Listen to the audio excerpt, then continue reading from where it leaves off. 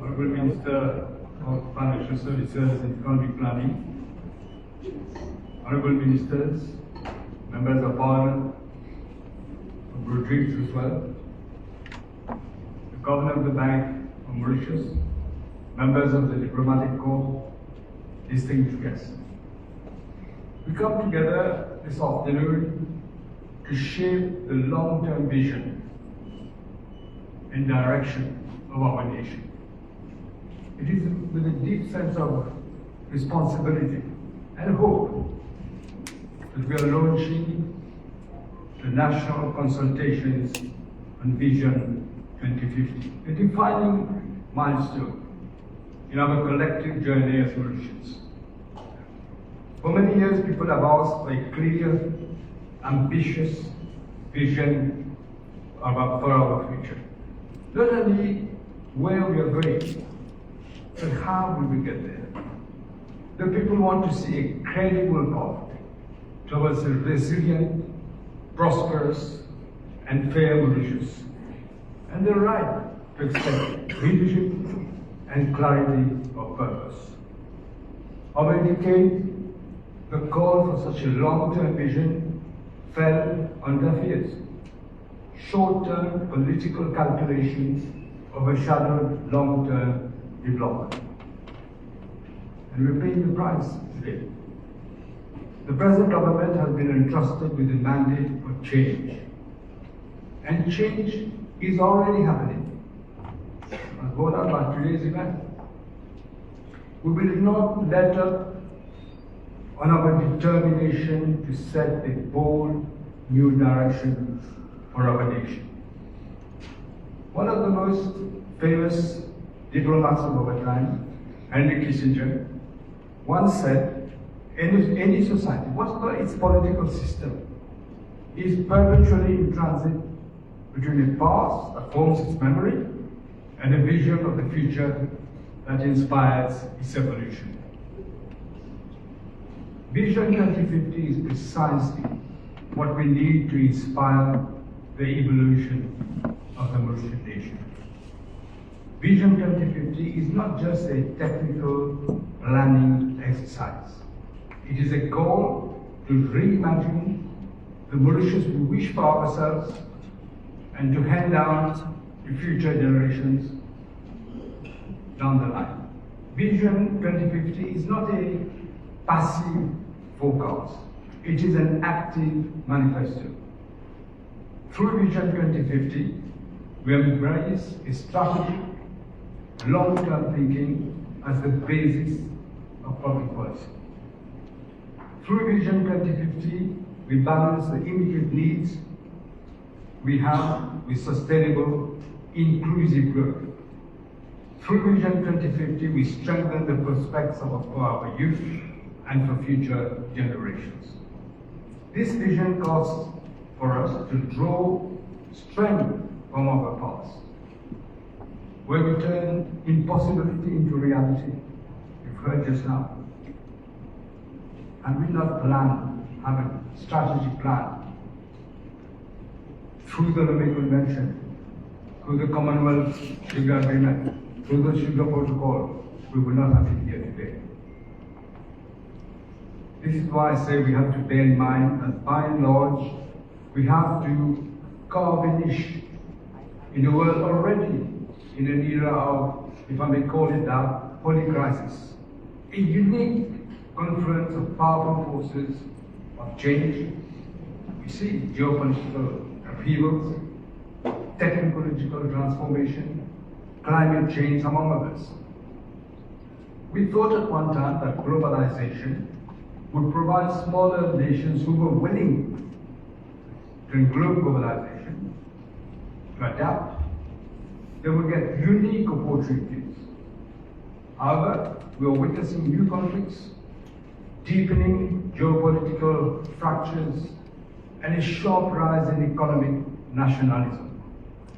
Supply chains are being urbanized, and the playing field is increasingly tilted by technological and industrial giants.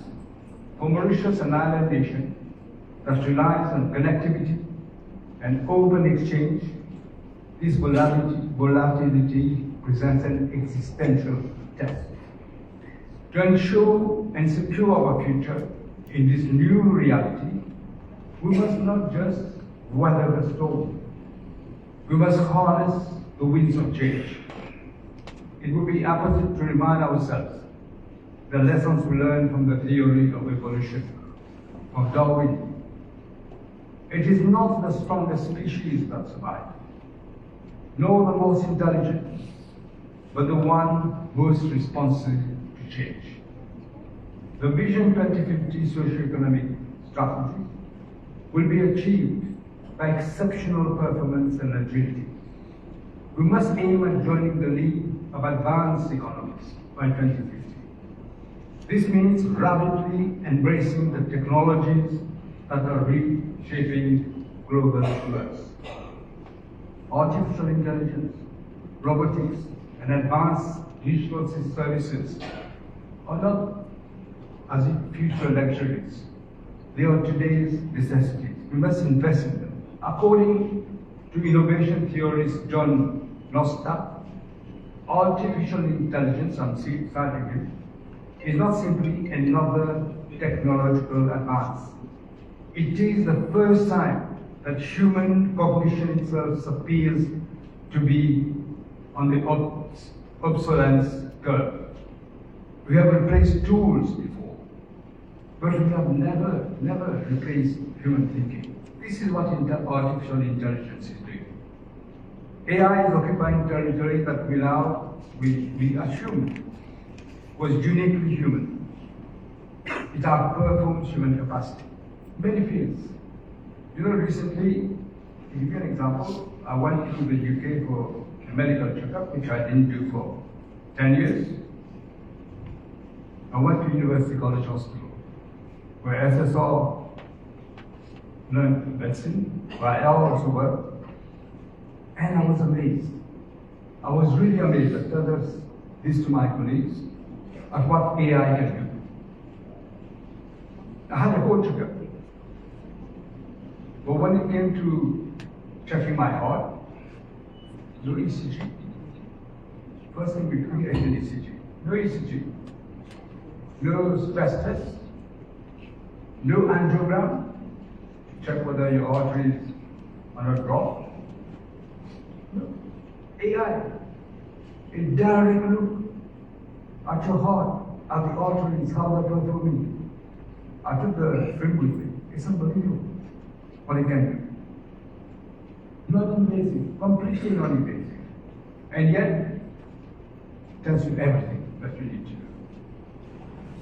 Artificial intelligence, robotics, advanced digital services are the core enablers of growth.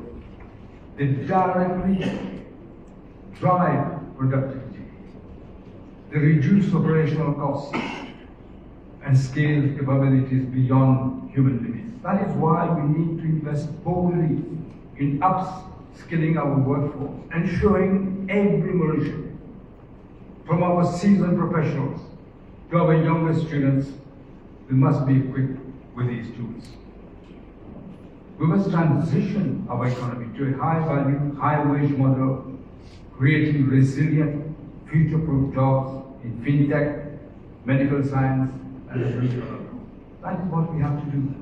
We must also at the same time strengthen our social compound. Economic transformation must not leave anyone behind. Vision 2050 is not only about an economic vision, but also about our social vision. We will expand the economy while ensuring the well-being of all our citizens.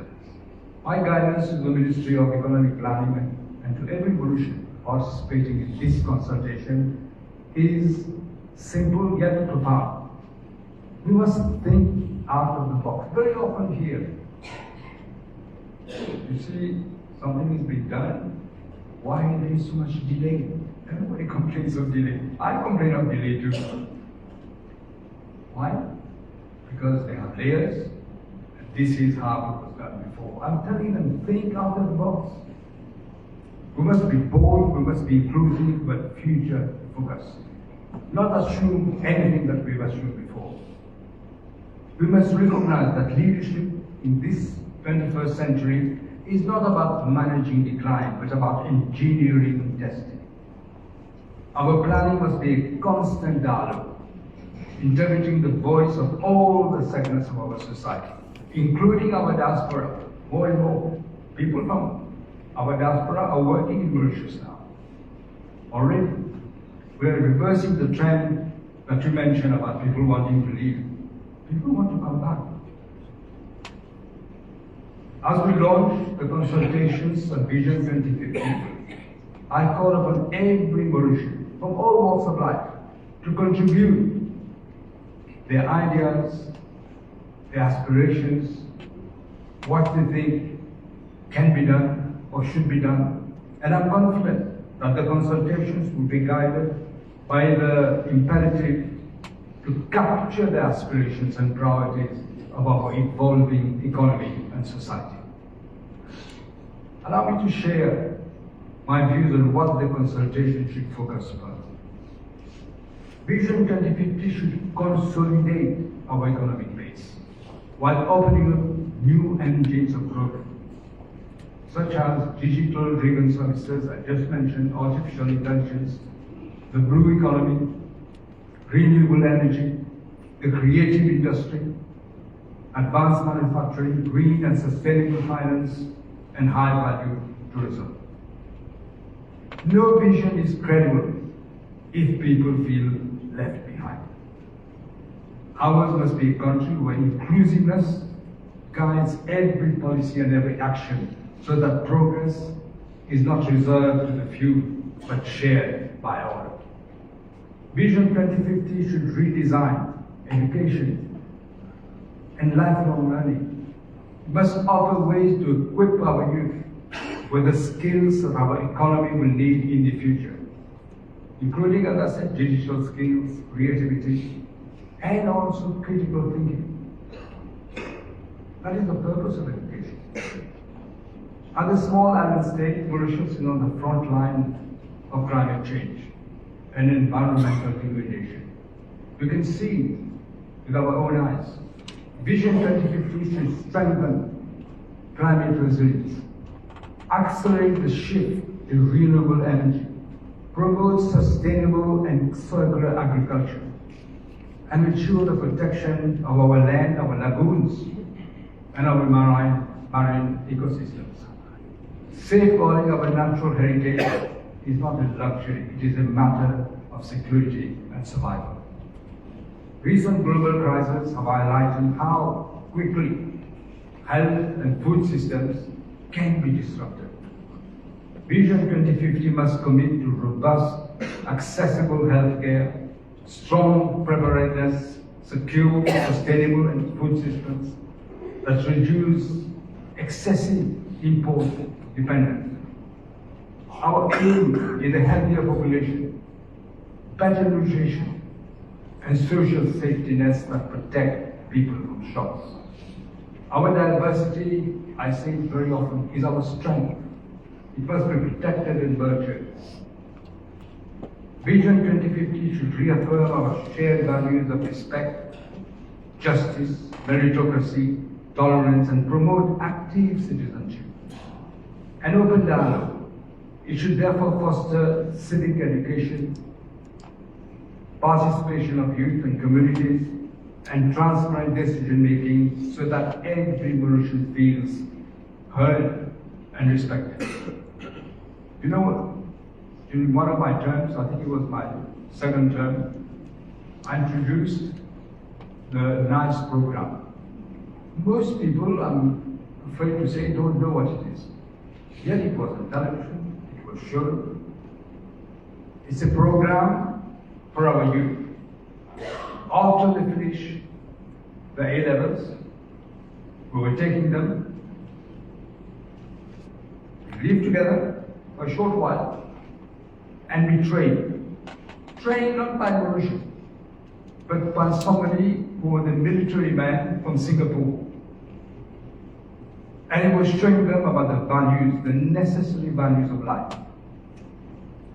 That is discipline, first of all, respect for others, respect for the religions, what it means to live together, about our cultural heritage, about stopping waste.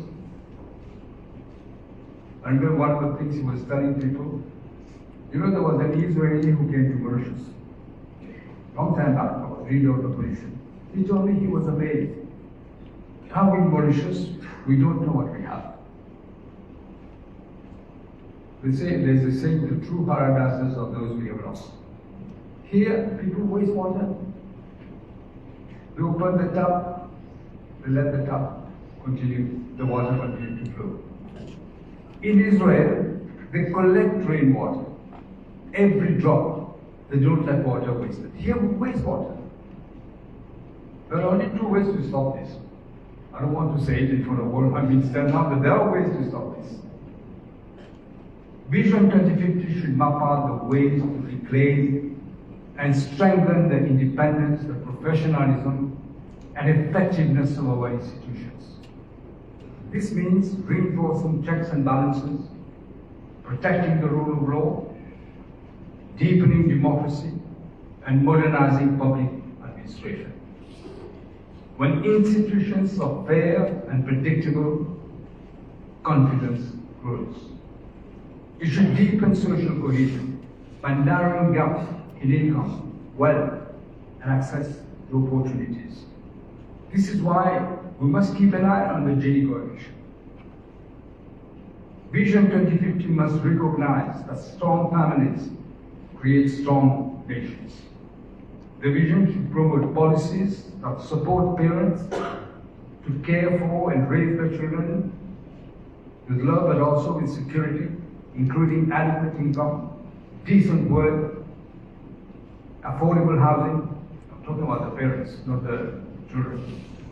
Accessible childcare, quality health and education services. It should encourage family-friendly workplaces, shared responsibilities within households, and community networks that protect the vulnerable so that no child grows up without support and no older person ages in isolation. By placing families at the center of development, Vision 2050 must also seek to build a society where relationship, care, and mutual responsibility are valued as much as economic success. It's not a question of just rubies and cents, it's about the quality of life that we live. A strong social and development agenda requires, of course, sound public finances. Vision 2050 will pursue fiscal consolidation that safeguards growth and social protection, broadens the tax base, but improves the efficiency and transparency of public spending. Integrating green, blue, and circular economy, investments in our fiscal framework will help align development with long-term debt sustainability. My ultimate dream for Mauritius, in a way my personal vision 2050, is to bequeath to future generations a nation that is first and foremost secure and sovereign, a beacon of democracy and stability. I want them to live in a society that is profoundly just and equitable, where a person's life trajectory is determined solely by the talent and the hard work. I want every Mauritian to remember about the necessity to have unity as an unbreakable bond that makes us immune to the forces of division.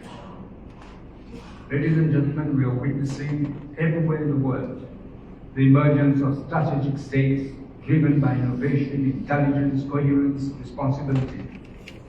I'm confident that collectively as a nation, we can marshal our political, intellectual, and moral sinews to chart out a coherent, practical framework with innovative strategies for responding to new challenges and managing changes in a situation that will be perpetual, that are in a perpetual flux. We need to adapt. We need to think out of the box. We need to have a strategy, long-term strategy. and not be blown up, of course. That we must be very careful about. I wish the Ministry of Financial Services and Economic Planning a very successful consultation process. It is a conversation, as you said, and a speedy formulation of Vision 2050. Thank you.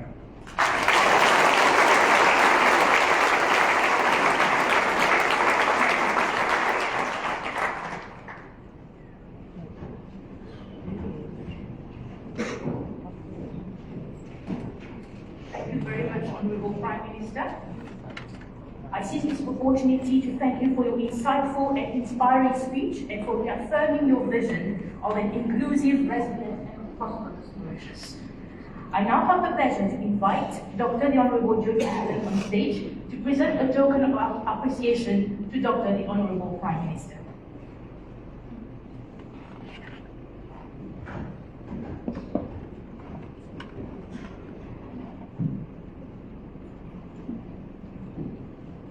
Ladies and gentlemen, there is a saying which I quote, "It is not the reader who picks the book, but it is the book which chooses the reader." The book which is being presented by Dr. the Honorable Jyoti to Dr. the Honorable Navin Ramgoolam, the Prime Minister of the Republic of Mauritius, is titled "How Countries Go Broke: The Big Cycle of Rape Dying." And on the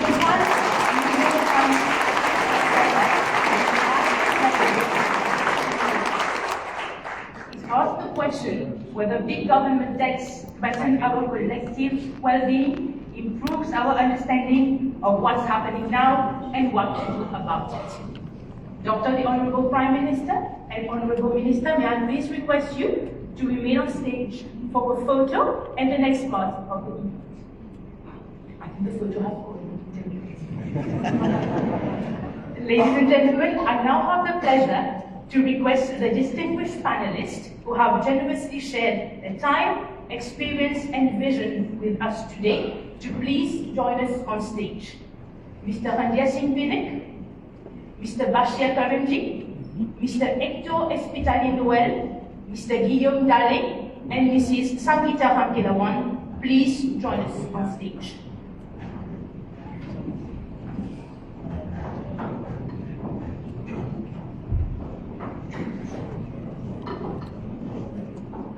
Ladies and gentlemen, Ernest Hemingway said, I quote, "There is no friend as loyal as a book," unquote.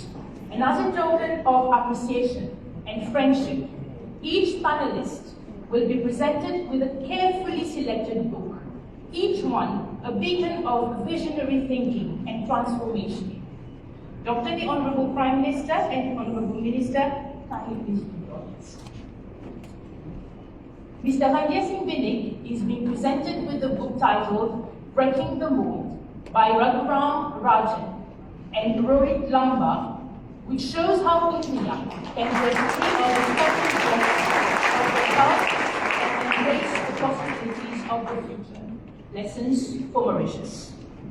Mr. Bashir Karimji will be presented with a book titled The Iconic Tropical House by Patrick Bingham Hall. This is architecture that's inherently environmentally attuned and sustainable. Mr. Hector Espitali-Noel is being presented with a book titled The Last Titans, Churchill and de Gaulle by Richard Vinton. Of the 20th century. The book presented to Mr. Guillaume Dalle is titled Principles, Life and Work by Ray Dalio, one of the world's most successful inventors and entrepreneurs. Shared and developed and refined. And to our last panelist, the book presented to Mrs. Sangita Ramkilawan is titled Our Dollar, Your Problem by William Roberts, a former IMF chief economist and Harvard University.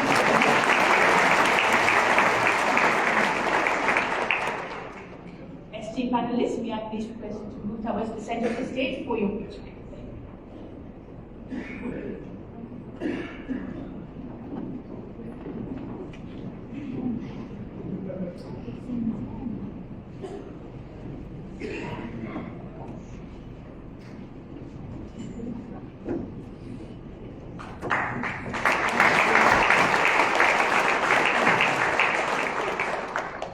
Ladies and gentlemen, please join me in applauding our panelists once again.